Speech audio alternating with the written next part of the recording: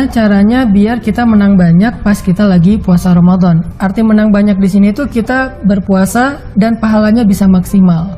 Gak ada yang dikurangi, gak ada yang batal, dan kalau perlu bertambah gitu. Ziyadatul khair. Nah, apa tips yang diajarkan ulama supaya kita menang banyak pas lagi puasa? Pertama, kata ulama, perhatikan dua hal. Satu, perhatikan syarat batin. Yang kedua, perhatikan syarat zahir. Jadi ada dua syarat supaya kita menang banyak pas lagi berpuasa. Syarat batin sama syarat zahir. Syarat batinnya adalah perhatikan niat kita saat kita berpuasa. Mulai dari niat puasa sampai kepada niat ibadah-ibadah yang kita lakukan sepanjang bulan Ramadan selain puasa. Niat itu penentu dari amal kita.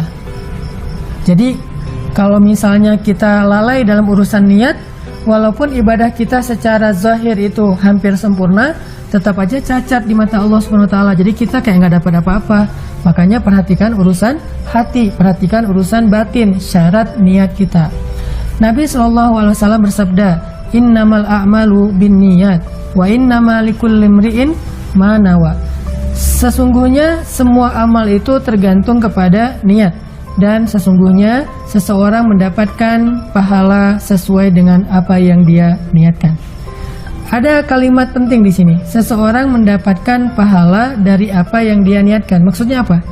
Ternyata pahala yang kita dapetin kalau kita beribadah itu bukan tergantung apa yang kita lakukan, tetapi tergantung apa yang kita niatkan. Ini keren nih. Misalnya gini, ada orang yang buka pintu rumah ketika ada yang ngetuk pintu rumah. Ini kata ulama ya.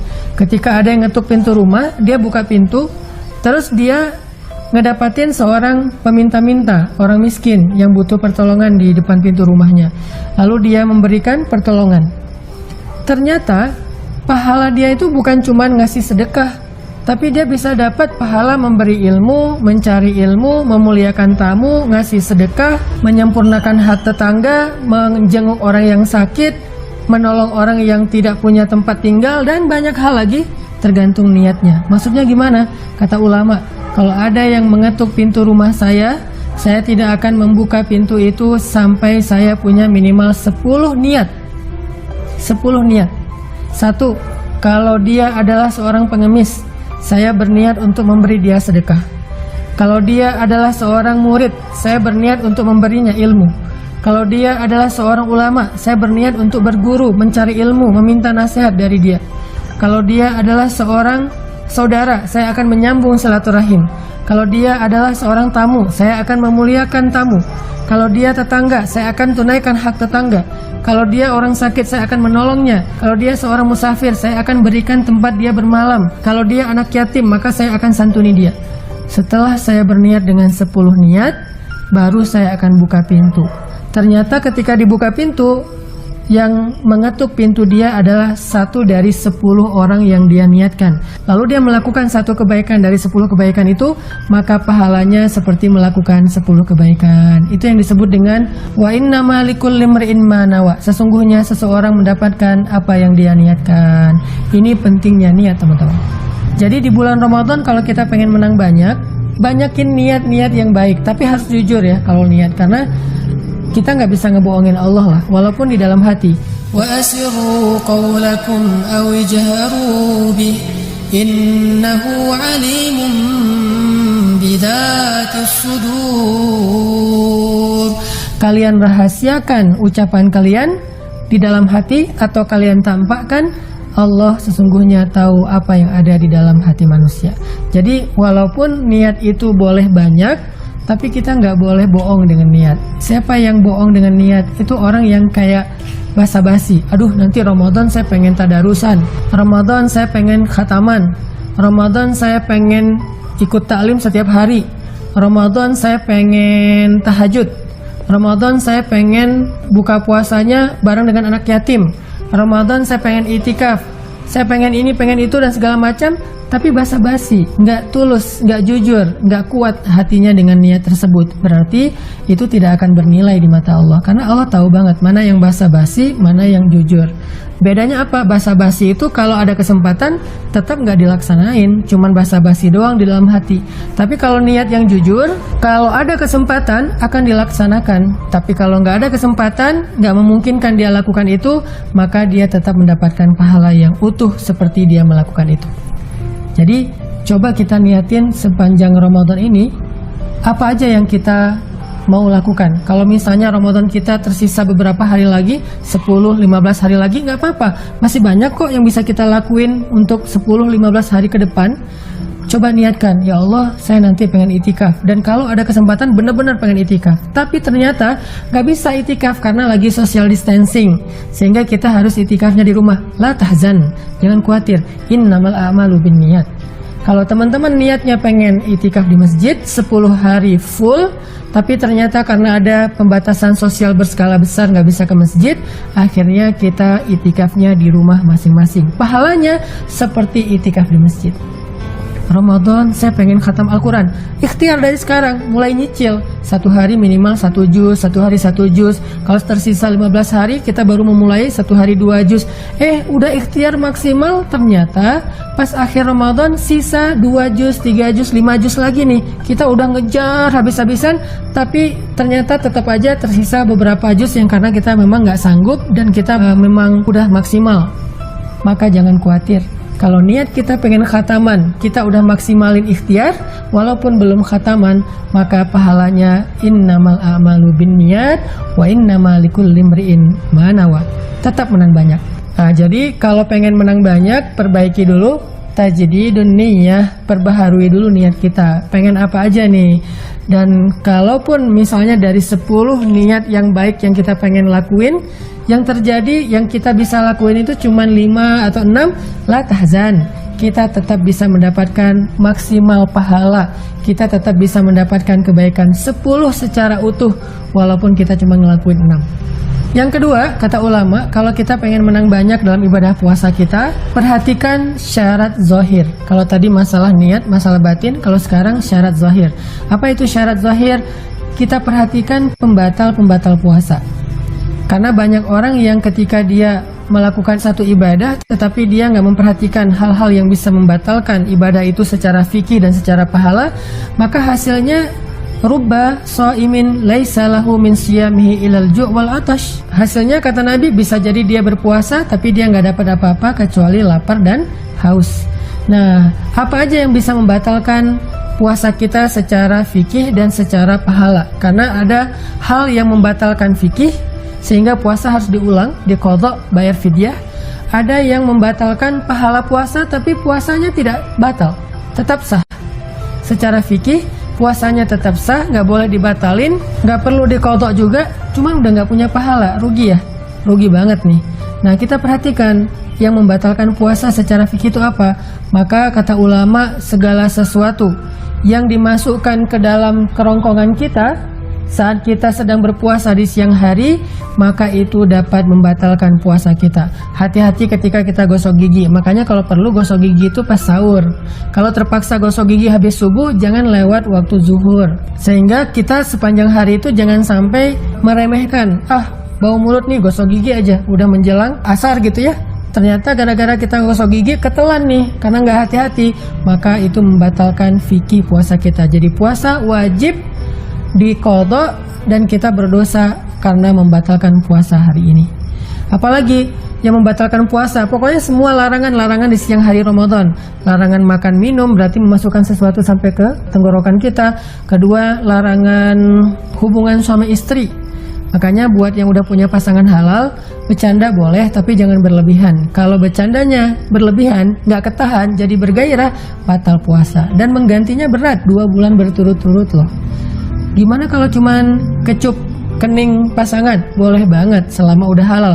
Kalau yang jomblo jangan. Masa mau ngecup kening ibu kos-kosan, kan nggak mungkin ya. Itu bukan hanya membatalkan puasa kita, juga membatalkan puasa ibu kos-kosan. Jadi nggak akan dapat apa-apa.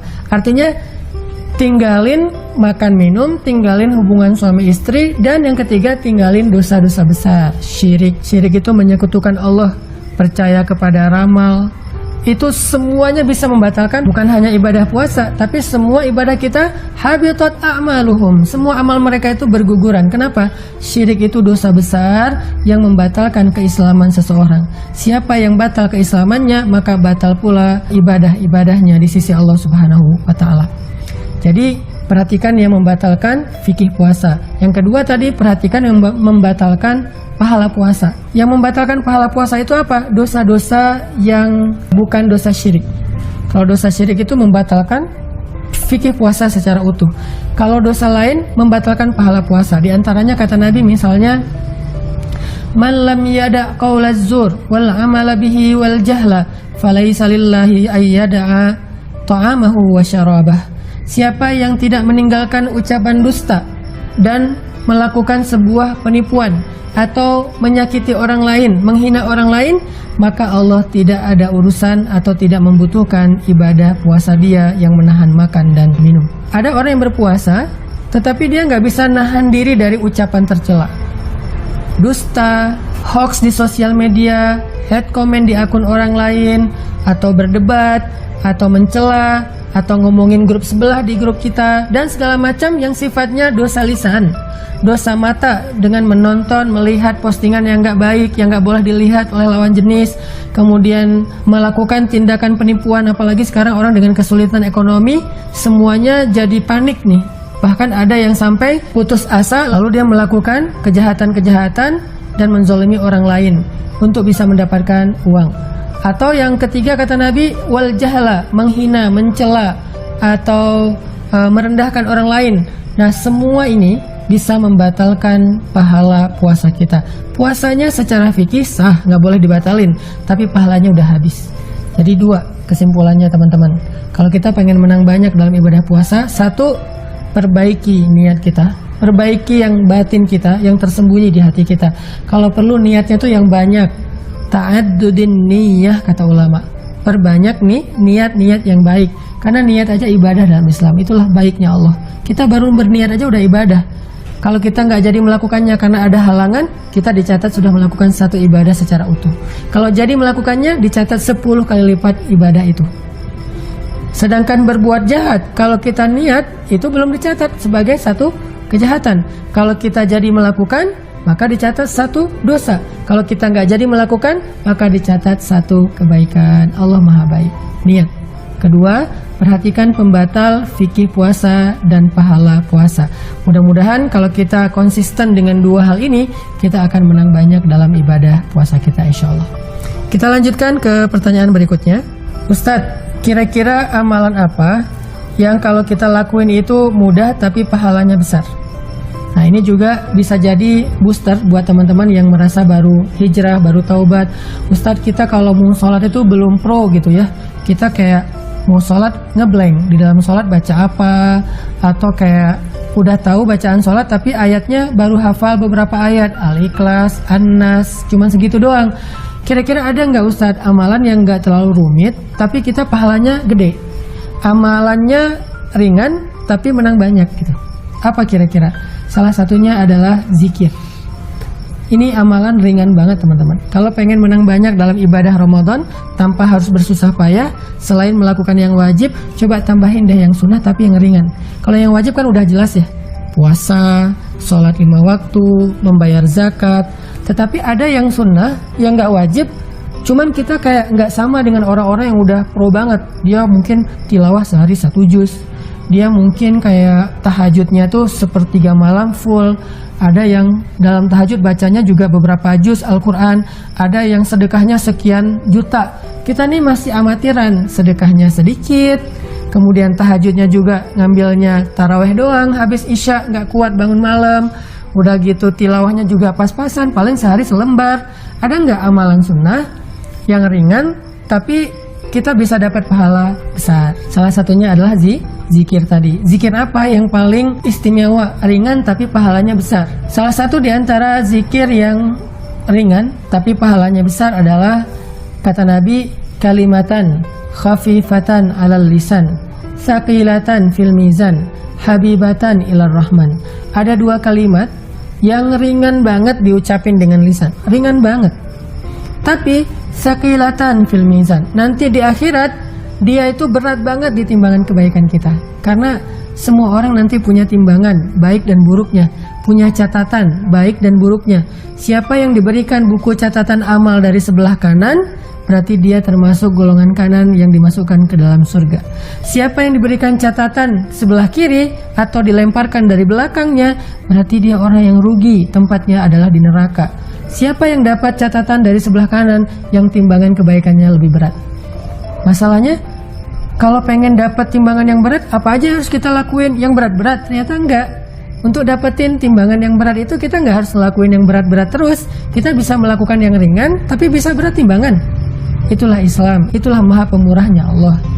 Makanya kata Nabi, ada 2 kalimat yang diucapkan ringan di lisan, tetapi sakilatan fil mizan, berat banget di timbangan. Luar biasa ya, ringan di lisan, berat di timbangan. Kurang baik apa Allah coba pengen memasukkan kita ke surga, masih bilang Allah itu kayaknya gak suka sama kita, kayaknya Allah gak senang kita jadi orang benar. Buktinya untuk jadi orang benar, untuk jadi ahli surga, Allah mudahkan kok caranya, dengan kalimat yang ringan di ucapan tapi berat di timbangan. Dan yang ketiga kata Nabi, habibatan ilar rahman, Allah suka banget dengan kalimat itu. Allah suka, Allah nge-like kalimat itu. Allah jatuh cinta kepada orang yang sering mengucapkan kalimat itu.